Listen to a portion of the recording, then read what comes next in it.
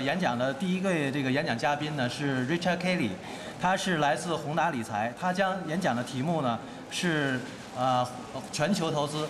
Ladies and gentlemen, welcome to our Global Chinese Financial Forum 2007 Toronto Conference. In room A, we are going to have 7 presentations today. The first presenter is Richard Kelly from TD Bank Financial Group. The title of his presentation is Global Investing. Ladies and gentlemen, please welcome Mr. Richard Kelly.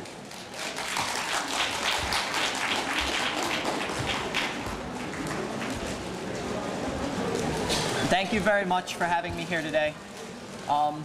It's always kind of scary to start your morning with an economist because either you're going to be extremely bored and tired or you're going to be extremely sleepy. So I'll try and keep you awake. I'll try and keep it interesting and exciting. What my hope here today is to give you a bit of perspective as to what's going on in the global economy, the sort of transformations that are going on, some of the problems that we saw in the financial markets with a lot of the stock market problems that we had. So, some of those problems that we had with the stock market over the summer, and try and give you a bit of perspective as to what was actually going on. So when you look at some of the stock market, one thing was, there was a lot of scare and fear over the course of the summer when July came in and we had the stock market and the TSX and the global stock markets crash, and there was a lot of scare that out there that somehow, this was going to lead to a catastrophe in the global economy, and we're going to see these problems travel on. But what we've seen is that even though we saw the TSX fall in the course of July, even though we saw European markets, US markets, Asian markets, all the stock markets were down, at this point we're back up to the, in terms of North America, we're right back to the levels we were in July. And in terms of developing markets, in terms of the Asian economies, we're actually back up above where we started. So in some cases, we need to have some bit of perspective as to the massive amounts of gains that we've seen in emerging markets and we continue to see, and the fact that this financial volatility doesn't tend to filter through into the economy. So as we're looking at some of the impacts that we're seeing, we see that the advanced economies, Canada and Europe and Japan and whatnot, have basically been growing right around where they are. Europe and Japan have been doing phenomenally well. The US economy is doing fairly poorly, and that's been bringing down Canada. But what that hasn't done is filter through into emerging markets. It hasn't filtered through into China and India. It hasn't filtered through into other Asian markets.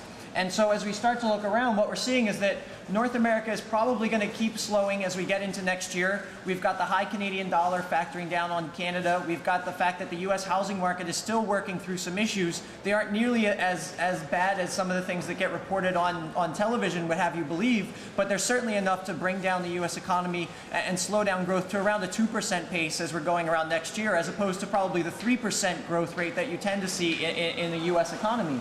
But at the same time, we've got most other economies either flat or starting to decelerate, but that's really from phenomenally high levels. We've been seeing a tremendous amount of strength in no matter which economy you're looking at over the last 5 or 6 years. So what we're seeing is this kind of mellowing down to a more average level. We're not seeing the global economy come down into a recession. We're not seeing the US economy come down into a recession. And there's a number of reasons of that as we get more deeply into the emerging market side. But as we look at some of those sources of growth, this isn't to say that there aren't differences as we look around the world.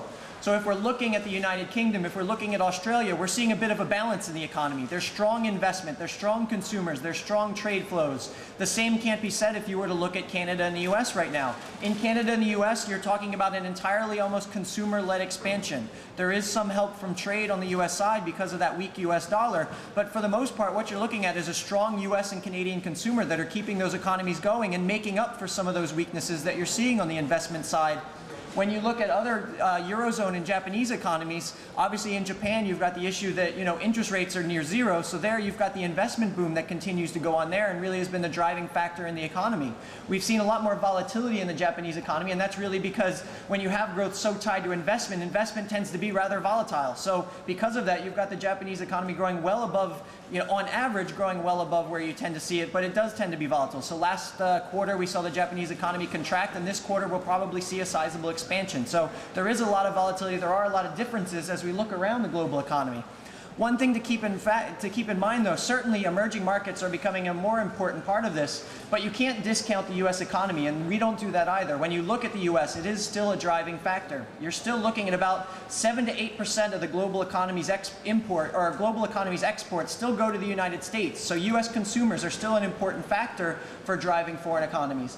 And outside of that, about 40%, the stock of foreign direct investment, the stock of foreigners who have invested in corporate structures in the United States is about 40% of the US economy. So there's certainly a sizable share of the US economy that's extremely tied to that global economy and is driving those things. In addition to that, if you look at the correlation between the growth rate, the GDP growth rates, the growth rates of the overall economies of many of the Asian emerging markets and the US economy, you continue to see an extremely strong connection. And what we have here is if you look at the growth of the US consumer spending from quarter to quarter, and you look at the growth rate of an average of the large Asian emerging markets, China, Singapore, Taiwan, and what so forth, you see that on a quarter-to-quarter basis, you continue to see a very close correlation between US consumer spending and the Asian emerging markets. There is still a close connection. Certainly Asian markets are doing extremely well, and they are creating their own sort of sustainable growth by creating their own domestic consumer base, by bringing in these foreign companies. But the US economy is still important.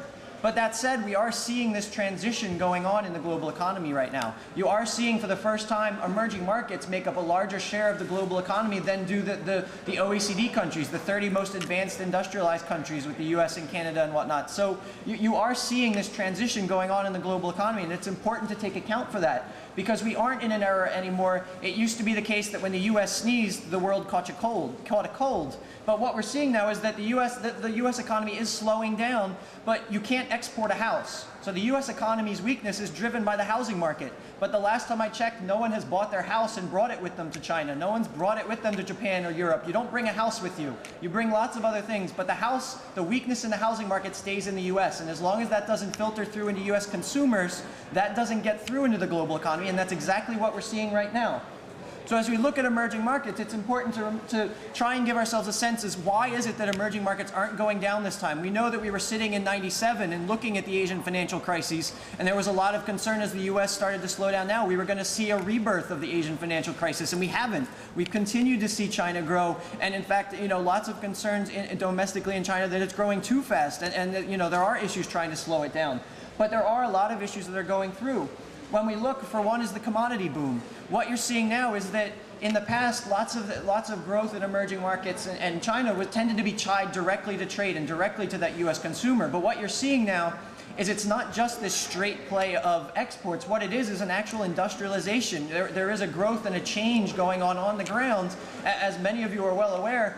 And so what that's doing is creating its own demand for commodities. And while Canada is definitely helped by that demand for commodities, a lot of those are coming from emerging markets. So you've created this virtuous cycle where growth in emerging markets is creating demand for commodities that are coming from other emerging markets. So you have part of the virtuous cycle going where one grows and helps the other and carries them along. So we see a very close correlation between the growth in metal prices and other commodities and the growth in emerging markets and global GDP.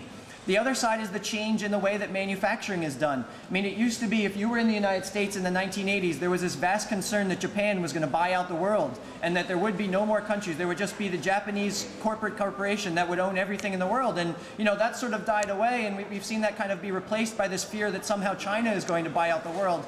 But when you look at what's happened, when people look at the exports coming from China, we're not seeing that these are, Chinese-produced goods per se. What we've seen is that the global economy has spread itself out. These are foreign companies that have gone into China and set up shop and are employing Chinese and are bringing in the, capital from outside to set up these shops. They're coming from Europe. They're coming in from Japan. They're setting up over the course of 7 to 8 countries. If you were to take a Barbie doll that looks extremely simple to make, it's actually made in 10 different countries. The parts go through all different pieces. You get bits of oil from here. You get hair from Japan. You get oil paints from one place. It's assembled. Part of it's assembled one place. The box is assembled somewhere else. The printing on the box comes someplace else. The vast manufacturing chain has become very wide. So when you look at the exports coming out of China, over half of exports and imports are actually foreign-owned firms in China that are bringing this out. So it's not enough to say that, you need to slow down China. We need to take account of this. This is everyone that's growing because of this. This isn't just a national thing. This really is a global phenomenon. And when we look at some of the sources and we compare perhaps India with China, we do start to see some of those differences and some of the reasons that there are concerns in China right now. As we look at India and we compare Indian growth over the last 2 decades, just with the last 5 years, we've seen an expansion in all different sectors of the Indian economy. If you're looking at consumer spending, if you're looking at investment, if you're looking at trade side, you've seen growth in all the various sectors. When you look at China, it's a very different picture. We have seen basically the GDP growth is exactly the same as it's been for the last 25 years. The overall speed and expansion of the Chinese economy as a whole has not changed that much over the average that we've seen over the last 2 to 3 decades. What has changed is the sources of that growth. We've seen, obviously, the exports and imports have taken off phenomenally. You've got the massive growth in the export and import side because of, basically, I mean, there's a lot of, as we'll get to in a little bit at the end here, you know, there's a lot of focus on the renminbi and how the value is driving these things.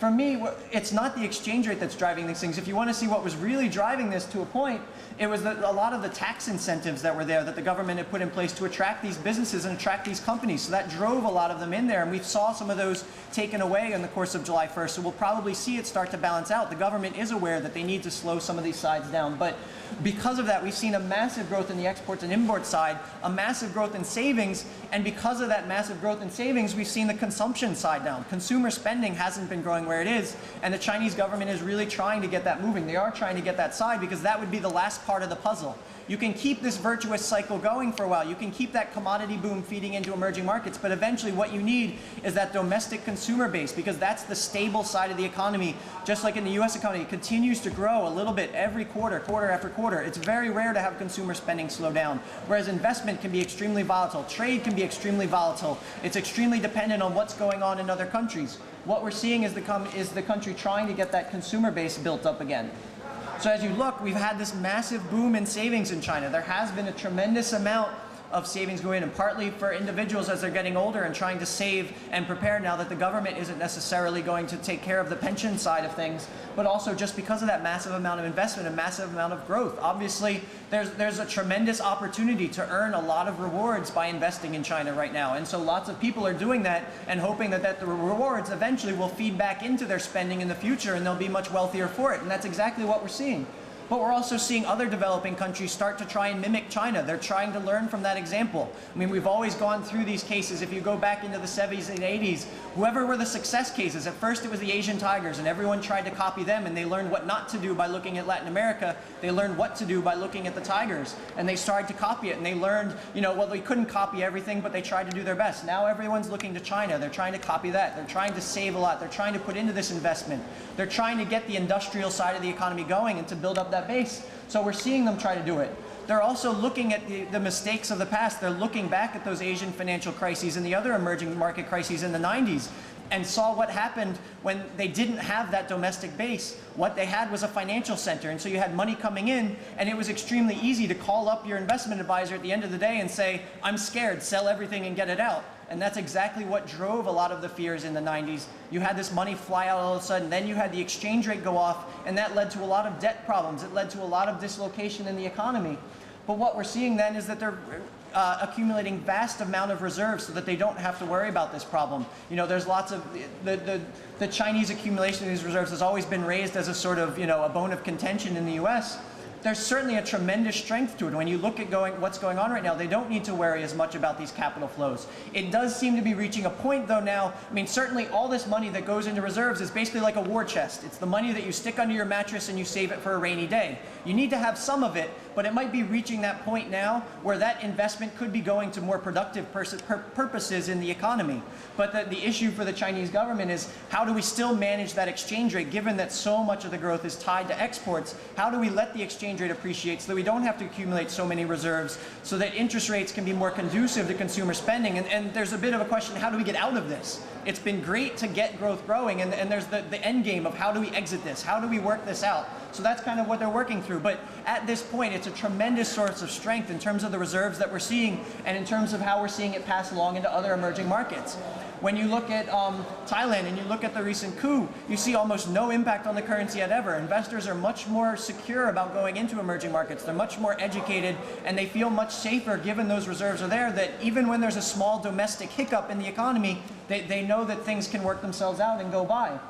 So then the question is, with all these sorts of issues, with all the volatility that we've seen, with the issues about subprime lending in the United States, where are the risks in the global economy right now? What should people be thinking about? What should they be worried about? And what maybe, you know, isn't so important right now? And so as we look, there are a few issues, and I'll go through each of these in turn as we go through.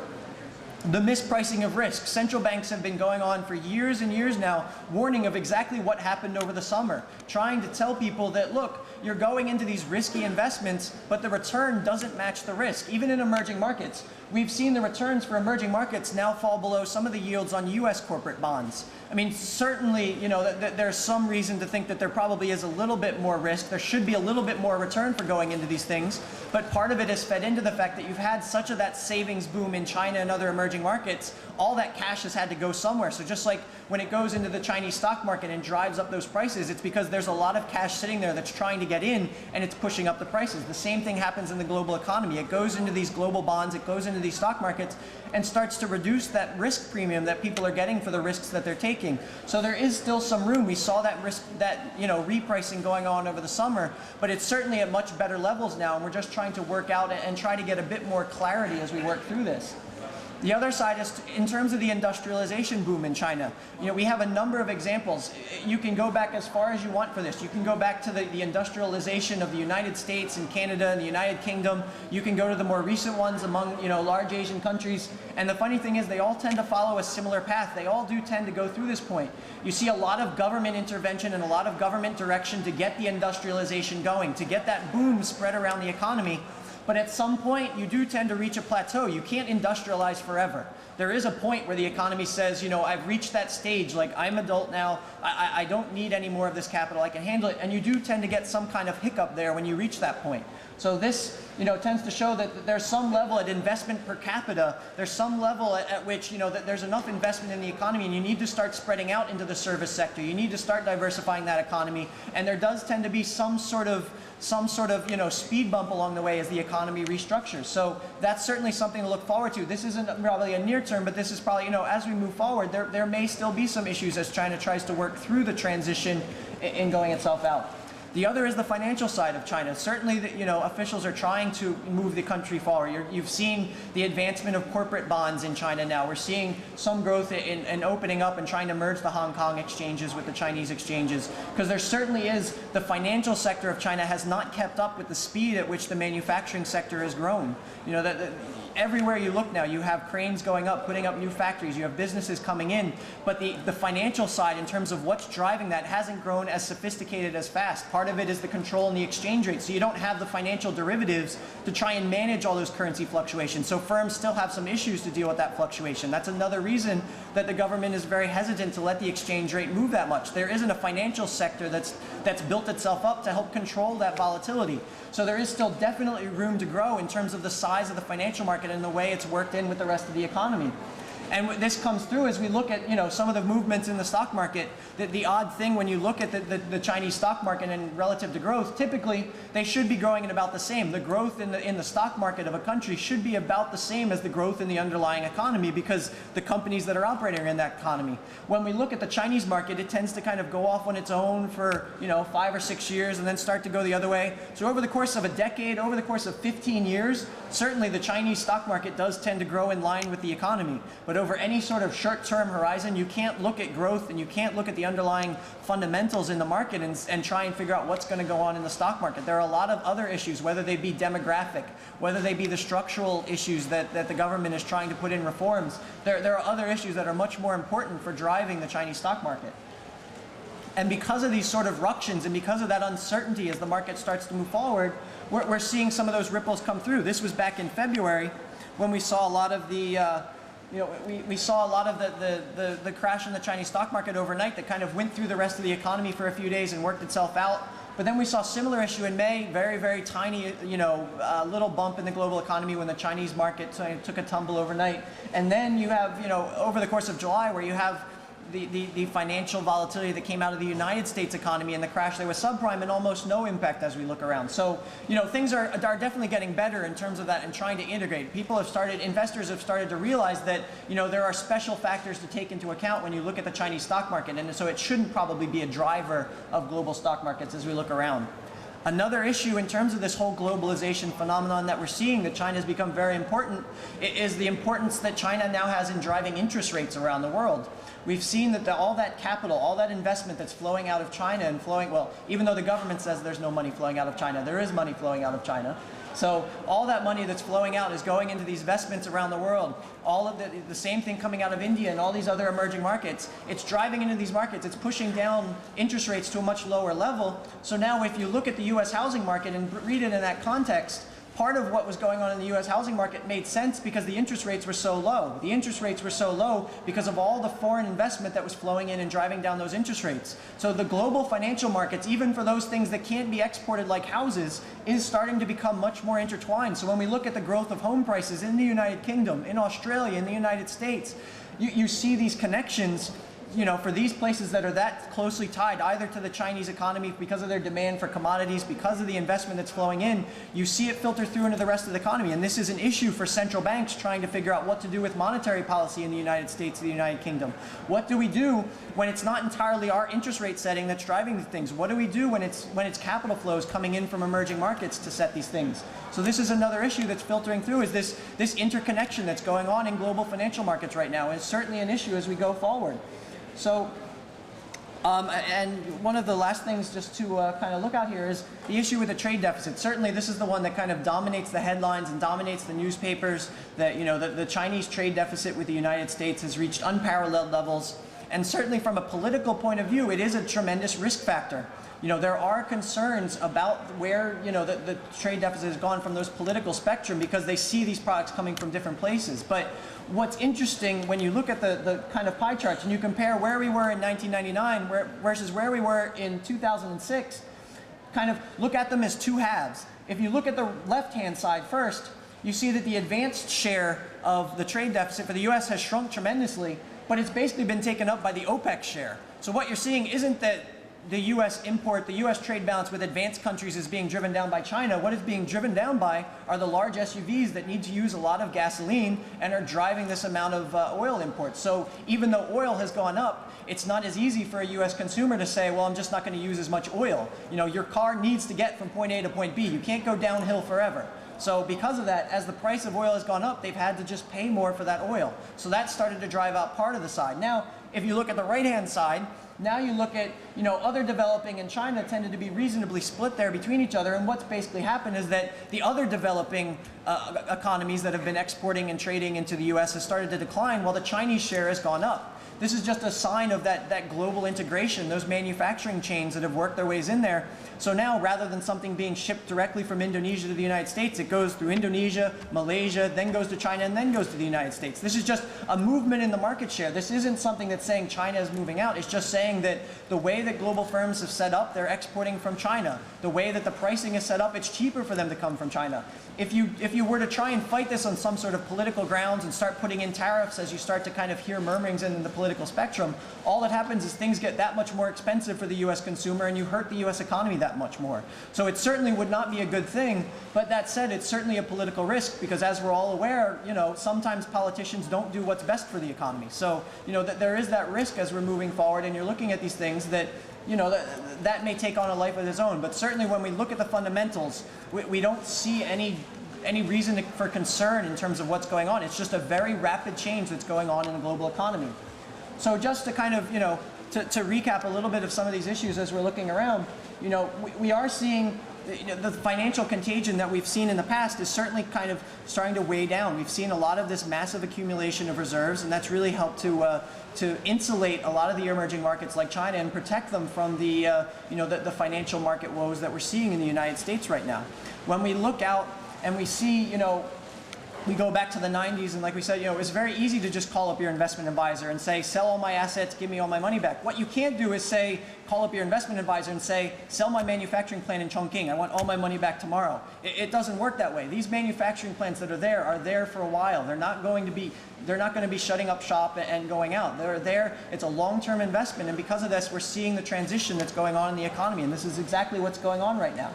And at the same time, we are seeing this dramatic growth in the emerging markets. We are seeing that global pie start to shift. We're seeing a lot more of the wealth accumulation, a lot more of the growth accumulating to China and to India and to the other emerging markets that are really seeing their takeoff growth right now. And you're just seeing that continuing stable growth out of the, you know, the advanced industrialized countries like the US and Europe and Japan. There isn't a lot of upside there for them to go, but, you know, they're reasonably growing at a middle of the road pace, and that's kind of, you know, what we're looking at as we move forward. So what I'm going to do now is turn it over very quick to Chris Chung from TD Mutual Funds, who's going to give you an idea about, how you're going to make money on anything that I just said, since this was all very boring and, econ speak. So he'll give you the important stuff, and after that, we'll try and take a few questions. So thank you. Okay. Thank you, Richard. Thank you for the update, Richard, about the economy and the global market. What I'm going to do in the next 10 minutes is to convince why you should invest your money outside of Canada, because you will actually give you a better potential return and actually reduce risk. So you can make more money and you can sleep better at night. Sounds good? All right? So many of you probably make a lot of money in the last 4 years investing in Canada, right? The Toronto Stock Exchange has provided double-digit return 4 years in a row. So many people say, well, why should I invest outside of Canada when I'm making so much money?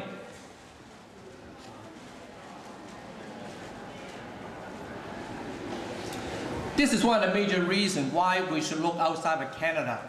Because if you look at the market capitalization, Canada only represents 3.5% of the total world market. So if you put all your money in Canada, you're missing about 96% of the potential growth by investing outside of Canada. And the reason why we only represent 3.5% of the global market is that two major reasons. Number one, we only have a few stocks, a few hundred stocks, you can buy in Canada. Compared to the world, there are about 10,000, 20,000 stocks you can select from, right? Number two is I'm going to show it to you later on. The Canadian company that we think are very big, they're actually very tiny in the global scale, right? So for those two reasons, why Canadian market, only represent 3.5% of the global market. The other thing that you should be aware by investing in Canada is that the Canadian market is dominated by three major industries: financial, energy, and materials. If you look at the chart on the right-hand side, add up those percentage of financial, energy, and materials, the total is about 75%. So this is actually quite risky, because if those three sectors stop performing, guess what happened to your portfolio? It's going to drop significantly because they represent 75% of your portfolio, right? The other thing to consider as well is that if you look at all the major markets, all the major industry in the world, even in the North American market, we actually do not have a lot of big companies in the US and Canada. For example, you look at automaker. When I drove in here this morning in the parking lot, I saw many of you driving a Mercedes, a BMW, a Honda, a Toyota, right? So if you look at the auto industry, the 10 largest automakers in the world, 8 of them are outside of North America, right? Only 2 of them is in US and Canada. The other thing about electronic, same thing. I'm sure that many of you have a 52-inch plasma TV, by Sony, right? It's not going to make by a company in North America or in Canada. So if you look at the 10 largest electronic companies in the world, 9 of them are outside of US and Canada. Only 1 is, in the North America, right? Same as many, many other things. Even the bank, we so-called the biggest bank in Canada, Royal Bank of Canada, for example, actually ranked pretty low in the global market. So once again, I just want to emphasize the point that if you do not think to invest outside of Canada, you're missing a lot of great opportunities. So if you look at the Canadian market, I just mentioned about Royal Bank of Canada in the financial market.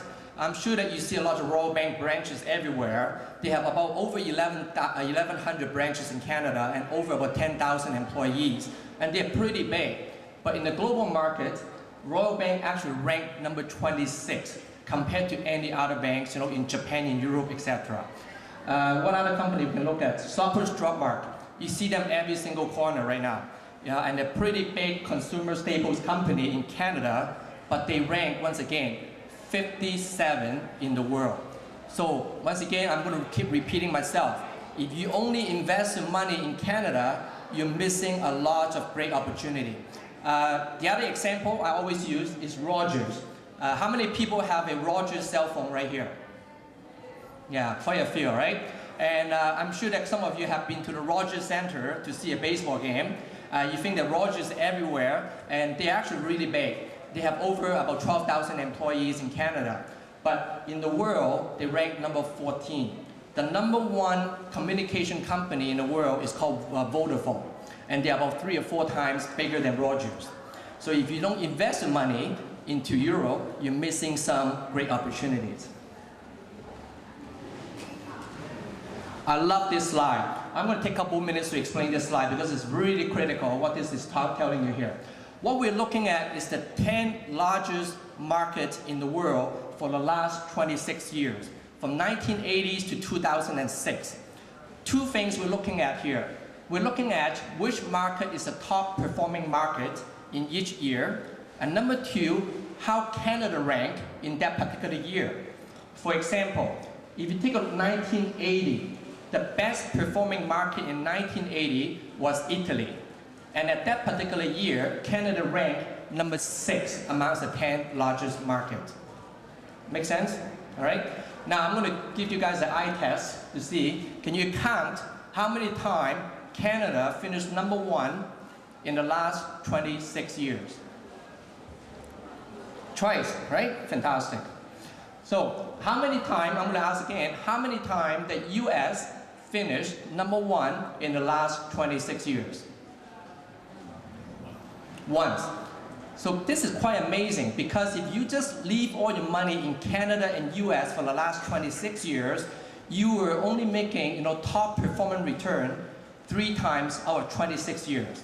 Not a very good winning ratio, right? The country you should pay attention to is Japan, Australia, and Switzerland. You can do the counts. Japan won it 5 times, Switzerland won it 5 times, and Australia 5 times. So if you actually invest money in those countries in the last 26 years, 15 times you will come up to be the best return. So that's once again that proves my point why people should actually consider to diversify the portfolio and put some into the overseas market. This is a very powerful slide. This is pretty much sum up what my key messages is. At the bottom, you will see the so-called annualized standard deviation. I probably lost half of the people here, kind of like, what are you talking about? That standard deviation is to measure the risk factor, right? The vertical axis, you're going to see the annualized return, which is the rate of return of your investment. Most of the investors, including myself, are looking for investment that have low risk and high potential return. Agree? Who wants to invest in something that's risky but no return? No one does, right? So if you look at the chart at the bottom, it's a 100% Canadian or 100% Canada. What it's saying is that in the last 37 years, from 1970 to year 2007, in that 37 years, the average return of Canadian market was 10.5%. And the risk factor was about 18.0. Okay? Now, if you ignore Canada in the last 37 years, if you put all your money into the top part, is the 100% iffy, that is the European, Asia, Far East market, your return would have increased to 12% compared to the Canadian market of 10%, which is better return. However, you're also going to have more risk because now your risk factor is about 19.0, the standard deviation, right? So the best place to be on this chart in the last 37 years is right here. It's at 20% Canada, 40% US, and 40% the European and Asian Far East market. Take a look at the point. The average return is about 11.5%, which is way better than you invest just in Canada. On the other hand, you can see the standard deviation, which is the risk factor, has been reduced significantly to only about 14.5 or 15. So this is a win-win situation. You're making more money than just investing in Canada, but at the same time, you reduce the amount of risk. So now you're going to have a lot of money in your bank account. At the same time, you can sleep well at night. So why not?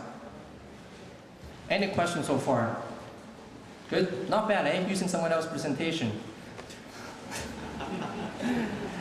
All right, okay. I think I take up quite a lot of your time already. So I'm just going to quickly introduce some of the TD mutual funds that we offer.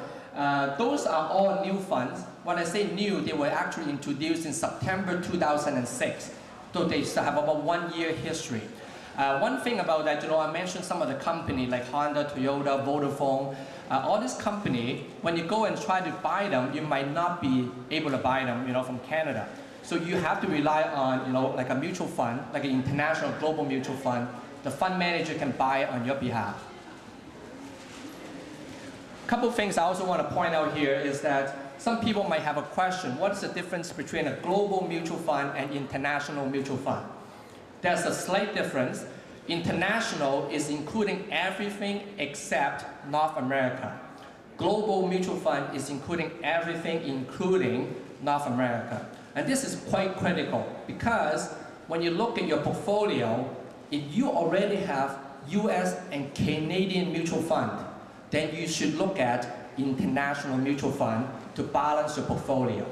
But currently, if you're not holding any mutual fund at all, then you will consider a global approach because that will include US and Canada as well. The Global Dividend Fund was introduced in September 2006. It's actually managed by ourselves, the TD Asset Management. The fund manager, Bruce Cooper, he's doing a fantastic job managing this fund. Bruce is also the guy who actually managed our TD Dividend Growth Fund and our Monthly Income Fund.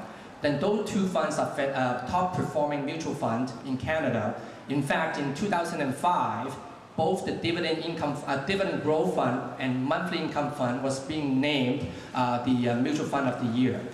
So the manager have done a fantastic job managing our domestic fund, and now they're doing a fantastic job managing the Global Dividend Fund as well. As the name suggested, this is a dividend fund. So they focus on buying those large blue chips company that pay out dividends on a regular basis. And they do not turn the portfolio too often. They buy and hold, all right? And they're waiting for the company to pay out the dividends. Global Value Fund, this one is invest mainly in the value stocks. Some of you might have heard the term growth and value, right? The value stock, a stock that is currently undervalued.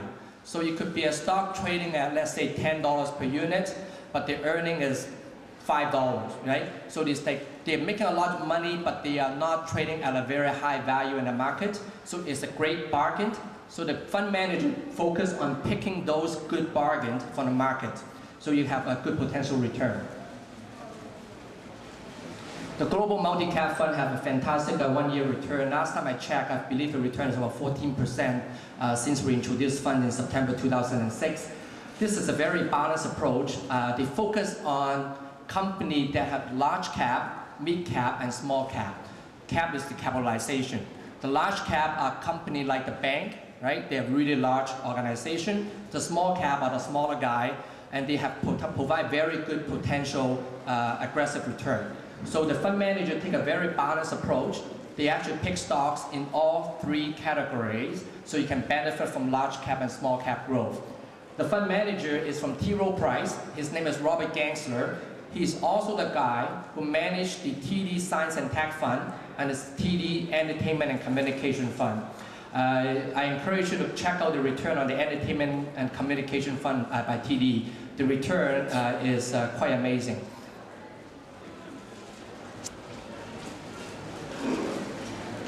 The last one I want to introduce is the International Equity Growth Fund. It's managed by Morgan Stanley. As I mentioned earlier, this is a fund that focuses in all the market except US and Canada. So they will invest a lot into Europe, Japan, Asia area. So if that's what interests you, this is a fund that you should look at. And once again, last night when I checked the return of this fund, 1 year return is in double digits so far. So the fund manager is doing a fantastic job managing this fund. And very quickly, I want to introduce this thing called currency neutral fund. Currency neutral fund is that it takes away the currency risk from your portfolio. How many people are excited about the Canadian currency right now? $0.02, $0.03 is great. A couple of guys is waiting to go to the US and do some shopping, right? Which is a great thing. But there's a downside of a Canadian dollar being so strong. Is that when the Canadian dollar appreciates in value, your foreign investment actually goes the opposite direction and depreciate in value.